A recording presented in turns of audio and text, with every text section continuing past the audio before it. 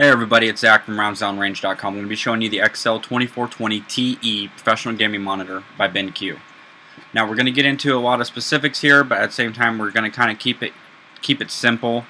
We're going to keep it kind of Barney style and everything. This monitor has many features that you will not find in the store, such as Best Buy monitors or Walmart monitors or any monitor itself. BenQ has done a great job with power management, utilizing the GROM, which is the refresh rate, blacks, and all the colors and everything within it. It has done an amazing job. And I'm going to kind of show you just the system I use to review this monitor with. I'm using an i7-3770K, which is liquid cooled at 4.2 gigahertz, and then of course memory, hard drive, graphics card, GTX 690. I believe that's a more healthy card for me to use. This first part is the assembly. You're going to assemble the three parts to the monitor, which is the base plate or the stand itself, elevation depression, which is the monitor connection stand. Now on the base plate you have three male connectors that will flow into the actual elevation depression stand, which holds the monitor. It will flow into the female connectors there. It can be kind of tough to get it situated at first, and it just takes some precision kind of turning on it. You'll notice there's a scuff on the actual base plate I have, and I'll kind of get into that, and you'll actually see an example of me actually doing the same thing. At the bottom of the base plate you'll be able to actually lock down the elevation depression with the screw lock, and you can, as you can tell, you know, it's a tall stand, and you can depress or elevate it, and it's a smooth elevation. It's not like a chain elevation where it's stumbling on the way down. It's actually a very smooth operation. On the faceplate you can tell there's 4 bars, 2 going up, 2 going down, and those are your locking bars. You'll lock them into the monitor, such as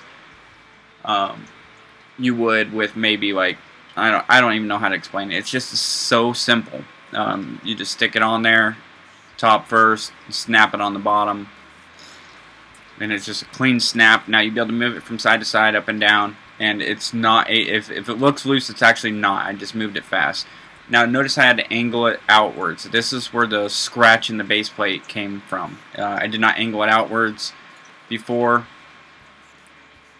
and it just scuffed it pretty good. Didn't scuff the monitor, it just scuffed the bottom. As you can see, 2 HDMI, DVI, D-sub, or D-sub, yeah. This is your S switch. This will allow you to switch gaming profiles. You can also put it on the right or left of the thing, and it'll actually lock into place on the base plate. And that also will control your monitor's on-screen display, such as the little mouse wheel. And as you go, you know, it gets back 1, 2, 3. You can just immediately press 2 if you want to switch to, like, maybe a shameful Call of Duty profile. And they have tons of profiles on there. They actually got a game mode loader that will load just the straight game modes for you. You can also customize your preference. You can customize your ratio on it. But one of the biggest features I've noticed in this was the ability to finally get away from 60 Hertz or 59.9 or 59.7 Hertz. And you notice the cable management system, which I believe is cable management, it will allow you to just hook your stuff in. And this right here is an example of why I didn't angle it out and I scuffed that bottom base plate. But the monitor allows you to you know, rotate it, and at the same time you can go on and get your ports together and everything. And it's actually not a heavy monitor. It's actually a pretty light monitor for the features it has. But one of the biggest features I realized is the 144 Hertz. We're going to kind of get into that in a couple seconds. We're going to kind of get into the 144 Hertz and kind of show you the refresh rate versus 60 Hertz and utilizing that GROM. So right here is just some gameplay running at 144 Hertz, and it's just unbelievable what you're missing between 60 and 144. I've noticed my performance increase and my statistics increase. They have won a bunch of awards for design and just performance in general.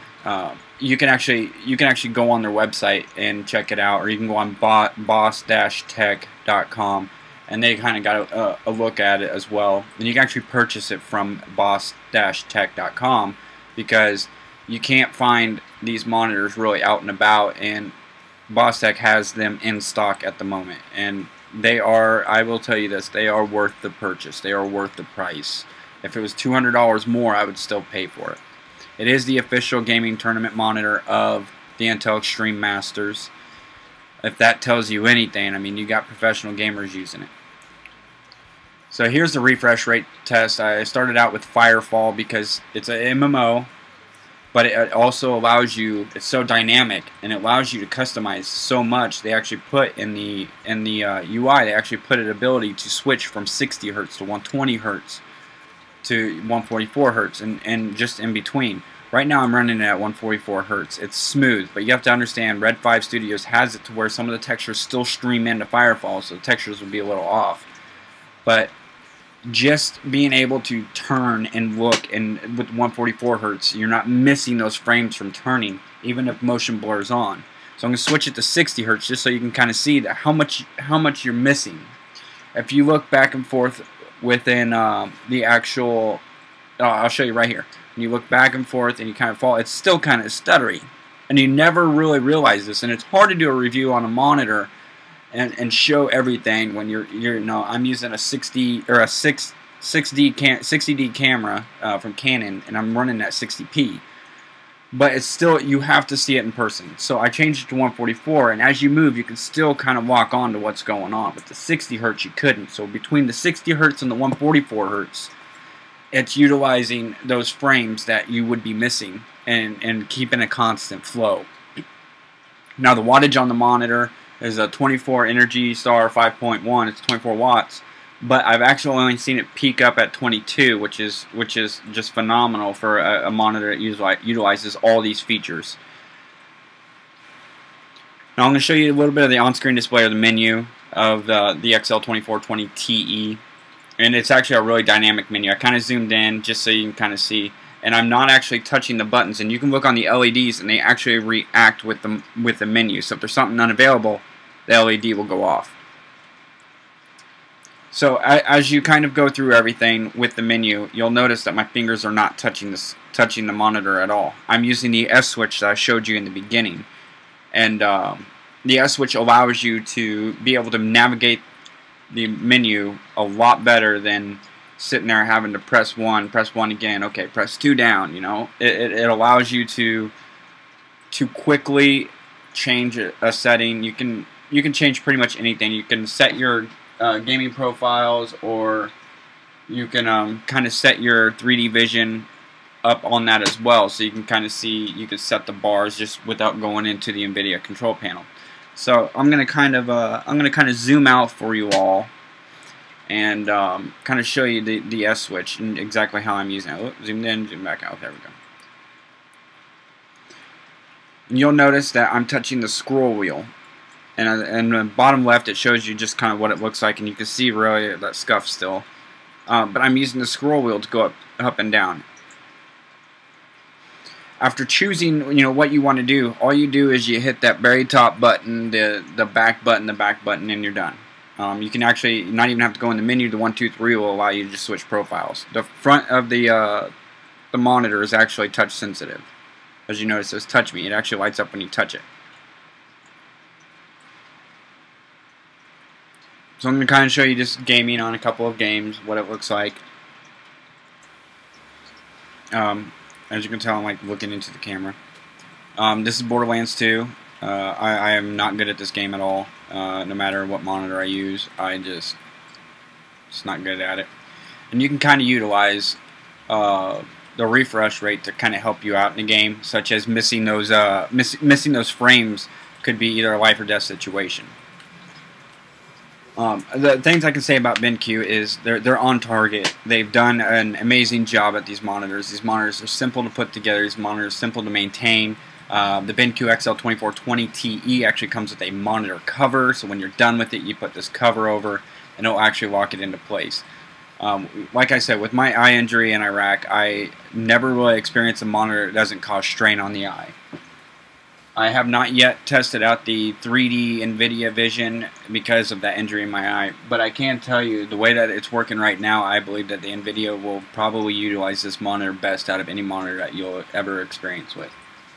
The black equalizer actually is a very, very good good part of this monitor. The darks and the lights, they come together to form colors and everything that you could just imagine in the game to actually kind of come out in real life. You know, you won't be able to pitch black, you won't be able to see the person. Just like if you turn up your contrast and brightness and all that, you can still see some people. When you have it completely dark, no, it utilizes the black extremely well. The zero flicker that it has is actually, it's very comfortable. It's very comfortable on your eyes.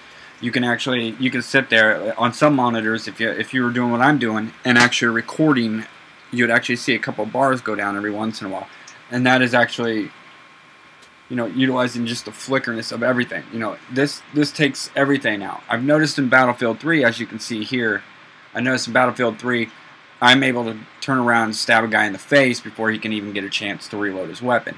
I've caught myself being able to accurately lock onto helicopters just with a tank.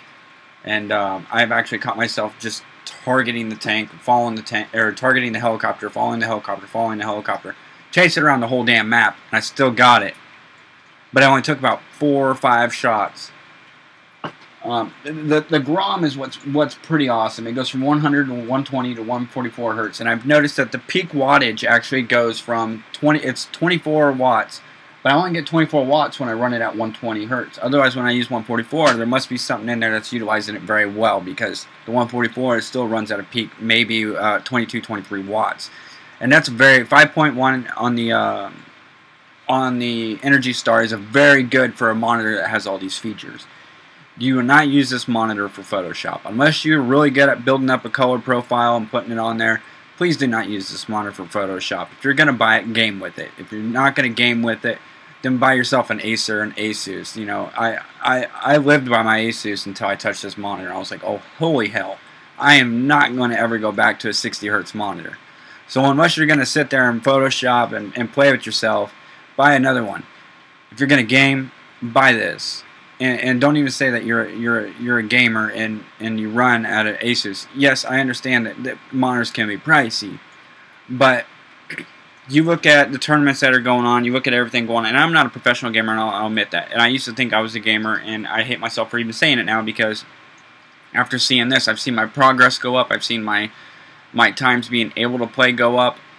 The fact that my eye injury is not irritated by this is just one hell of an amazing miracle upon this monitor. BenQ and Boss Tech, they're really good. They're selling these monitors right now, and actually, if you're interested, contact me as well. You can leave a comment and I can get back to you about it. But like I said, game with the monitor. Don't use it for Photoshop. It's an excellent monitor. I give it 2 thumbs up. I love this fucking monitor, pardon my language, but it really is a game changer. And there's not very many in the U.S. If you check out Healthy the Gamer, he's got a 3-screen setup. And then check out boss-tech.com. Place an order, or you can contact me and may be able to help you out. Place an order and get you all set up. But like I said, thank you for watching the video. And I believe that if you got the hold of this monitor, you would understand the change that it has. And you'll understand that it will really kind of change your view on just monitors in general. BenQ, you did a hell of a job. I rate this monitor probably the best one I've ever touched in my life. Keep up the good work. And thanks to Boss Tech for providing me this monitor to test. Those guys are awesome. Brandon, Chris, Michael. Those guys are some great guys. Well, everybody, I'm out of here.